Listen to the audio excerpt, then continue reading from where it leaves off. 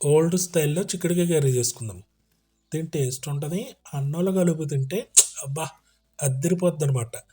పాతకాలం వంటలు ఏంటంటే చూడడానికి చాలా సింపుల్గా ఉంటాయి తయారీ విధానం, కానీ టేస్ట్ మాత్రం మహాద్భుతంగా ఉంటాయి.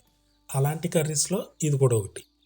మన సబ్స్క్రైబరు అరుణ్ అని ఒక తమ్ముడు అడిగాడు నన్ను, అన్న మీ స్టైల్లో చిక్కుడుకాయ కర్రీ చేయమని. చాలా సింపుల్గా అయిపోతుంది. ఒక హాఫ్ కేజీ చిక్కుడుకాయలు తీసుకున్నామో పెద్ద పెద్ద గునుపులు ఉండాలి, అంటే గింజలు పెద్దగా ఉండాలి, అప్పుడే టేస్ట్ ఉంటుంది.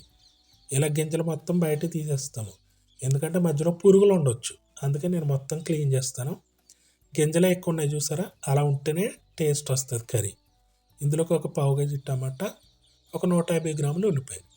చిక్కుడుకాయలు చక్కగా క్లీన్ చేసుకుని వాష్ చేసి నీళ్ళన్నీ ఓడిపోయిన తర్వాత అప్పుడేలా ఒక బౌల్లో వేసుకుని, టమాటాలు కూడా కొంచెం పెద్ద ముక్కలు కోసుకుంటాము, ఉల్లిపాయలు కూడా పెద్దగానే కోస్తాము.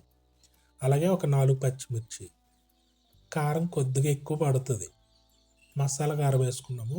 అలాగే పసుపు కూడా కొంచెం ఎక్కువ వేసుకుంటాము. తగినంత ఉప్పు, ఉప్పు గళ్ళు వాడితే ఇంకా సూపర్. నా దగ్గర లేదనమాట ఇప్పుడు, అందుకే సాల్ట్ వేసాను. ఆ తర్వాత అల్లం వెల్లుల్లి పేస్ట్, అది కూడా కొంచెం కచ్చాపచ్చగా దంచుకున్నాము. పల్లి ఆయిల్, ఇది వేరుశనగ నూనె ఆయిల్ కూడా ఎక్కువ పడుతుంది. ఆయిల్ ఎక్కువ ఎందుకు అంటే టేస్ట్ రాదు, ఖచ్చితంగా వేసుకోవాల్సిందే. ఒక కేజీ కూర అయింది ఇది మొత్తం, అంటే చిక్కుడుకాయలు టమాటాలు ఉల్లిపాయలు అన్నీ కలిపి 950 గ్రాములు వచ్చింది.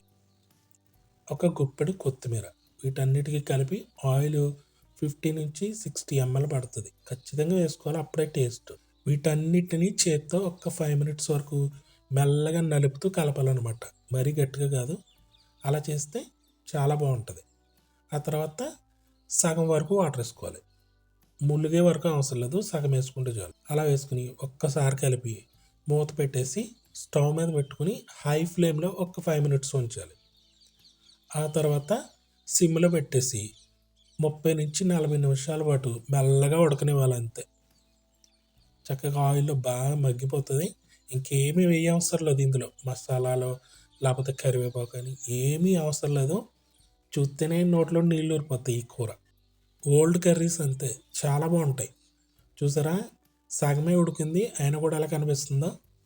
మూత తీసి మధ్య మధ్యలో కలుపుకుంటూ ఉండాలి, సిమ్లో పెట్టాం కాబట్టి మాడిపోదు.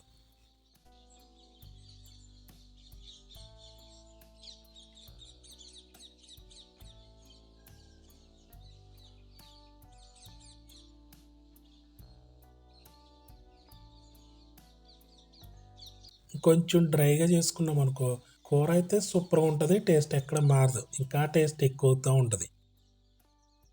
చెప్పాలంటే ఇది అన్నంలోనే ఎక్కువ బాగుంటుంది. కర్రీ అయితే అద్దరిపోయింది. తప్పకుండా ట్రై చేసి చూడండి. ఇంకా బోల్డ్ అని వీడియోస్ చేసుకుందాము. తప్పకుండా సపోర్ట్ ఇవ్వండి, సబ్స్క్రైబ్ చేసి లైక్ చేయండి, షేర్ కూడా చేయండి.